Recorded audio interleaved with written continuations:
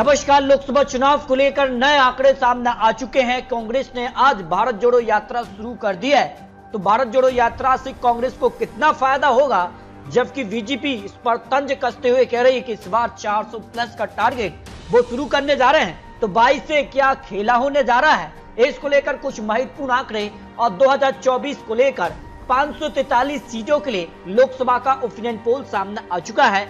लोकसभा चुनाव की तैयारियां शुरू हो चुकी हैं। तो जो सर्वे बदला है उस हिसाब से अब यहाँ पर इंडिया गठबंधन यानी विपक्ष का कितना यहाँ पर भरोसा बढ़ा है और जनता के बीच अब भारत जोड़ो न्याय यात्रा के जरिए कांग्रेस पहुंच रही है।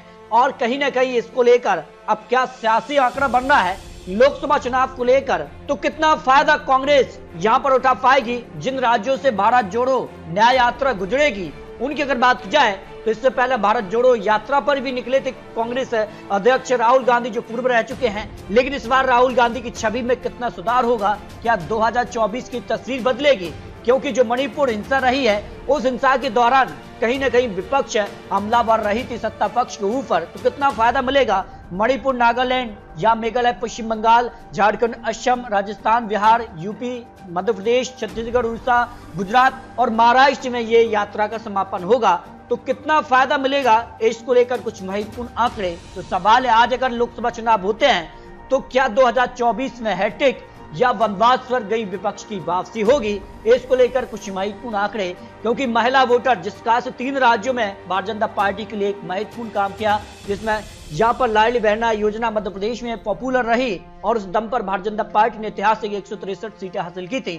तो कहीं ना कहीं इस बार महिला वोटर्स जिसमें महिलाओं को आरक्षण भी मिला है, तो इसका कितना फायदा मोदी सरकार उठा पाएगी। 2014 में 29% महिला वोटर भारतीय जनता पार्टी से जुड़ी और 2019 में आंकड़ा 36% जुड़ गया। और अब 2024 में क्या इस आंकड़े में और इजाफा होगा? अगर होता है तो फिर 400 पार का जो टारगेट है वो कितना सटीक होता है। लेकिन इसके अलावा अगर बात की जाए तो यूपी, बिहार, महाराष्ट्र ये राज्य भी महत्वपूर्ण है, क्योंकि ये राज्य में भी काफी हलचल देखने को मिल रही है। 3 राज्यों की जीत से मोदी सरकार कॉन्फिडेंस में है और इस कॉन्फिडेंस को क्या हैट्रिक में बदल पाएगी। 17 राज्यों में अब गठबंधन और अपने दम पर काबिज हो चुकी है, जबकि 13 राज्यों पर कांग्रेस और उनके गठबंधन और अन्य यहाँ पर जो है सरकार है। तो इस पर कितना असर होगा? तो इस बार टारगेट 400 पार प्लस का है। तो 17 से शुरू खेल क्या होगा 2024 का सियासी खेल, क्योंकि इसको लेकर 1,47,231 लोगों का सैंपल साइज एटीजी नवायत का सर्वे सामने आ रहा है। तो इसमें अगर बात की जाए तो भारतीय जनता पार्टी मिशन 2024 को लेकर 400 सीटों का टारगेट कर रही है और पूरा चुनाव प्रधानमंत्री मोदी जी के इर्द गिर्द ही घूमता नजर आ रहा है। इससे पहले विधानसभा चुनाव और अब लोकसभा चुनाव। तो इसके पीछे के कुछ महत्वपूर्ण आंकड़े भी आपको दिखाते हैं। 2014 में अगर बात की जाए और 2019 में अब 2024 की बारी है, तो इसके पीछे के कुछ महत्वपूर्ण आंकड़े। विधानसभा चुनाव 2014 में हरियाणा, महाराष्ट्र, झारखंड और जम्मू कश्मीर में दूसरी बड़ी पार्टी यहाँ पर मोदी सरकार के नेतृत्व में बनी। फिर यहाँ पर बात की जाए तो इस कहा से यहाँ पर विधानसभा चुनाव 2016 में असम में सरकार बनी और 2017 में उत्तर प्रदेश, उत्तराखंड, गोवा, गुजरात, हिमाचल और मणिपुर में यहाँ सरकार बनाने में सफलता हासिल की। नरेंद्र मोदी जी की जो उपलब्धियां सामने आ रही हैं। इसके अगर बात की जाए विधानसभा चुनाव 2018 में या छत्तीसगढ़, मध्य प्रदेश और राजस्थान में हार चुके थे, लेकिन उसके बाद मध्य प्रदेश में सरकार बनाई। उसके अगर बात की जाए 2018 में त्रिपुरा में सरकार बनाई और कर्नाटक में सबसे बड़ी पार्टी बनी और उसके बाद यहाँ पर सरकार बनाई। विधानसभा चुनाव 2018 के बाद अगर बात की जाए तो यहाँ पर मेघालय और नागालैंड में गठबंधन की सरकार बनाई और मध्य प्रदेश में यहाँ पर जो है कांग्रेस के बाद मध्य प्रदेश में भारतीय जनता पार्टी ने 18 मई के बाद सरकार बना ली। 2019 में अरुणाचल प्रदेश, हरियाणा और महाराष्ट्र में सरकार बनाई। उसके बाद 2020 में असम और पौंडुचेरी में भी सरकार बनाई और 2022 में उत्तर प्रदेश, उत्तराखंड, गोवा, मणिपुर और गुजरात में एक बड़े अंतर से जीत हासिल की। 2023 में त्रिपुरा, छत्तीसगढ़, मध्य प्रदेश, राजस्थान और यहाँ मेघालय और नागालैंड में गठबंधन के तौर पर सरकार में है। यहाँ तक कि सफर की बात की जाए तो कई राज्यों पर ऐसे राज्य रहे हैं जब भारतीय जनता पार्टी ने पहली बार ही यहाँ पर जो है सरकार बनाई है। तो इसका कितना असर 2024 की सियासी पिक्चर, आज अगर लोकसभा चुनाव होते हैं तो 400 पार जाएंगे प्रधानमंत्री मोदी जी या भारत जोड़ो न्याय यात्रा के जरिए कांग्रेस यहाँ खेला करने जा रही है।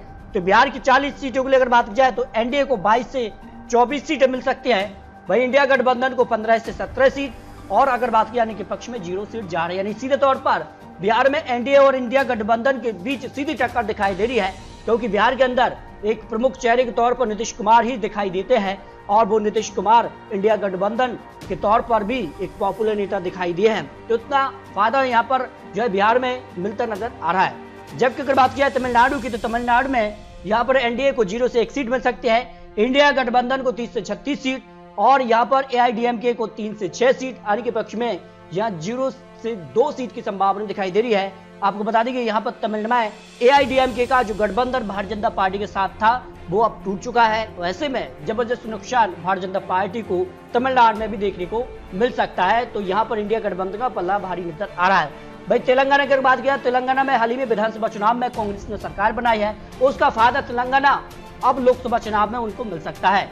बात की जाए तो बीआरएस अब 3 से 5 सीट पर सिमट रही है और एनडीए भी 3 से 5 और इंडिया गठबंधन को 8 से 10 सीट का फायदा मिल रहा है और रानी के पक्ष में 0 से 1 सीट जा रही है। आपको बता दें कि बीआरएस का इंडिया गठबंधन में अगर जो है गठबंधन हो जाता है तो फिर आंकड़ा तेलंगाना में और बढ़ सकता है। जबकि अगर बात की जाए असम की, तो असम से 14 लोकसभा सीटें आती हैं और यहाँ पर एनडीए सबसे ज्यादा सीटें हासिल कर रहा है, 9 से 11 सीट और यहाँ इंडिया गठबंधन को 3 से 4 सीट मिल सकती है। इनके पक्ष में 0 से 1 सीट की संभावना यहाँ दिखाई दे रही है। जबकि केरला की अगर बात की जाए तो केरला को लेकर कांग्रेस कॉन्फिडेंस में है। भारत जोड़ो यात्रा यहीं से शुरू की थी और कांग्रेस सांसद राहुल गांधी भी वायनाड से सांसद है। तो केरला में कहीं ना कहीं फायदा इंडिया गठबंधन को मिल सकता है। एनडीए को 0 से 1 लोकसभा सीट, जबकि इंडिया गठबंधन को 18 से 20 सीट, यानी केरला की सभी सीटों पर भी एनडीए अगर जीत हासिल कर लाता है तो इसे एक बड़ी उपलब्धि यहाँ पर इंडिया गठबंधन के तौर पर देखी जाएगी।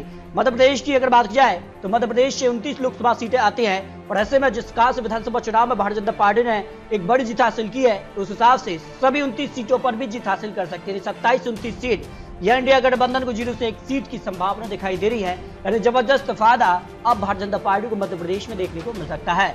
भाई अगर बात की जाए तो यहाँ पर जो अन्य छोटे राज्य हैं जिनमें अगर बात की जाए तो यहाँ पर जो केंद्र शासित प्रदेश है जिसमें लद्दाख और या जम्मू कश्मीर के लिए, तो यहाँ पर बात की जाए तो 6 लोकसभा सीटें आती हैं। यहाँ पर 2 से 4 सीटों पर एनडीए और इंडिया गठबंधन 1 से 3 सीटें आने के पक्ष में 0 से 1 सीट की संभावना यहाँ पर दिखाई दे रही है। यानी सीधे तौर पर अब जम्मू और कश्मीर में धारा 370 के बाद यहाँ लोकसभा चुनाव होने जा रहे हैं, उसका फायदा भारतीय जनता पार्टी को मिल सकता है।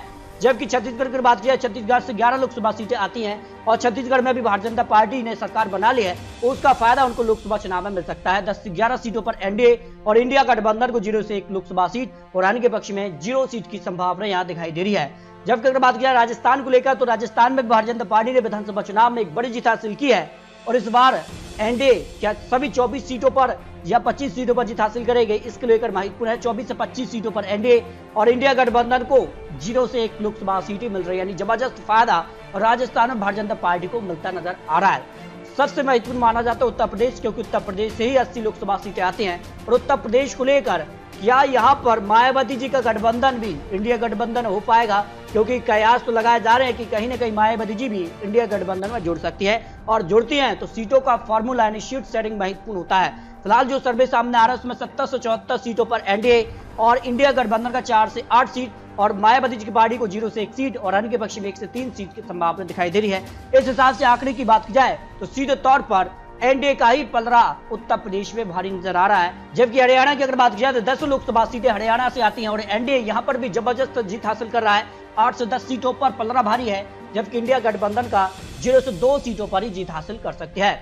झारखंड की बात की जाए तो झारखंड में कांग्रेस और जेएमएम की सरकार है, उसका फायदा कितना मिल रहा है? 14 लोकसभा सीटें आती हैं, 11 से 13 सीटों पर एनडीए का पलड़ा भारी है, जबकि 1 से 3 सीटों पर ही इंडिया गठबंधन का पलड़ा भारी है, क्योंकि सीट शेयरिंग महत्वपूर्ण होता है और इसको लेकर भारतीय जनता पार्टी झारखंड में महत्वपूर्ण होती है। दिल्ली की अगर बात की जाए तो 7 लोकसभा सीटों में 6-7 सीटों पर भारतीय जनता पार्टी का पलड़ा भारी नजर आ रहा है, जबकि कांग्रेस और आम आदमी पार्टी में सीट शेयरिंग का जो है यहाँ पर भी पैच फंसा हुआ है। उस हिसाब से अगर बात की जाए तो 1 सीट पर ही यहाँ पर जो है दावा किया जा सकता है। फिलहाल पलड़ा यहाँ पर भारतीय जनता पार्टी का ही भारी नजर आ रहा है। हिमाचल प्रदेश की 4 लोकसभा सीटों की बात की जाए तो 3 से 4 सीटों पर एनडीए का पलड़ा भारी है और इंडिया गठबंधन 0 से 1 लोकसभा सीट यहां पर हासिल कर सकता है। हिमाचल प्रदेश में कांग्रेस की सरकार है, जबकि गुजरात की 26 सीटों की अगर बात की जाए तो एक बार फिर से सभी 26 सीटों पर भारतीय जनता पार्टी बड़े अंतर से जीत हासिल कर सकती है। जिस कार का यहाँ पर विकास को लेकर और यहाँ पर गुजरात मॉडल की यहाँ पर प्रधानमंत्री मोदी जी भी जो है नींव रखे हैं, उसका फायदा गुजरात में एक बार फिर से मिलता नजर आ रहा है। जबकि उत्तराखंड की अगर बात की जाए तो 5 लोकसभा सीटें आती हैं और उस हिसाब से अगर बात की जाए एनडीए को सभी 5 सीटों पर पलड़ा भारी है, लेकिन इंडिया गठबंधन 0 से 1 लोकसभा सीट पर असर डाल सकता है। जबकि नॉर्थ ईस्ट के जो छोटे राज्य हैं उनकी अगर बात की जाए तो 11 लोकसभा सीटें आती हैं, इनमें से 4 से 6 सीटों पर भारतीय जनता पार्टी और यहां पर कांग्रेस को 2 से 4 सीट और अन्य के पक्ष में भी 2 से 4 सीटों पर जीत की संभावना दिखाई दे रही है। इस तरह से अगर बात की जाए तो सभी 543 सीटों का जो फाइनल सर्वे सामने आ रहा है उस हिसाब से अगर बात की जाए तो 308 से लेकर 328 सीटों पर बीजेपी यहां पर जीत हासिल कर सकती है, जबकि कांग्रेस की अगर बात की जाए तो 52 से 72 सीट है और बायासर कांग्रेस पार्टी के लिए 24 से 25 सीट और डीएमके को 20 से 24 सीट और टीएमसी को यहां पर 20 से 24 सीट की संभावना दिखाई दे रही है। यानी सीधे तौर पर अगर यहां पर गठबंधन के तौर पर आंकड़े देखे जाए तो एनडीए को 323 सीट है और इंडिया गठबंधन को 163 सीट और अन्य के पक्ष में 57 सीटों का अनुमान यहाँ पर एटीजी टाइम्स नाउ सर्वे के हिसाब से आंकड़े सामने आ रहा है। इस हिसाब से अगर बात की जाए तो काफी हलचल यहाँ पर अब लोकसभा चुनाव में दिखाई दे रही है। इससे पहले भी यहाँ पर इंडिया टुडे का सर्वे सामने आया था जिसमें एनडीए को 306 सीट, इंडिया गठबंधन को 193 सीट और अन्य के पक्ष में 44 सीट, लेकिन आंकड़े अब पहले के थे, लेकिन जिस कार का माहौल अब देखने को मिल रहा है, एक तरफा लहर के संकेत अब दिखाई दे रहे हैं, जिस कार से सीट शेयरिंग और इंडिया गठबंधन में जो हलचल है, कहीं ना कहीं यहाँ पर जो प्लानिंग है वो साफ तौर पर स्पष्ट नहीं हो रही है। उसका नुकसान अब इंडिया गठबंधन को दिखाई दे रहा है, जिसका फायदा भारतीय जनता पार्टी को देखने को मिल रहा है। आपको क्या लगता है, लोकसभा चुनाव को लेकर एनडीए 400 पार प्लस सीटें जाएगा या फिर इंडिया गठबंधन इस बार 2024 में वापसी कर पाएगा? इस पर अपनी राय रख सकते हैं। आपको बता दें चुनावी आंकड़े चुनावी अनुमान है और आने वाले वक्त में जो समय है उस समय किस प्रकार के चुनावी प्रचार होते हैं, किन मुद्दों के साथ जो है विपक्ष चुनावी मैदान में होगा, सीट शेयरिंग को लेकर क्या आपसी तालमेल बैठ पाएगा, ये भी महत्वपूर्ण होता है। तो आप देश में किसी सबसे अच्छा पॉपुलर नेता मानते हैं, इस पर रख सकते हैं। मिलते हैं और लेटेस्ट और महत्वपूर्ण विश्लेषण के साथ, तब तक ले जय हिंद, जय भारत।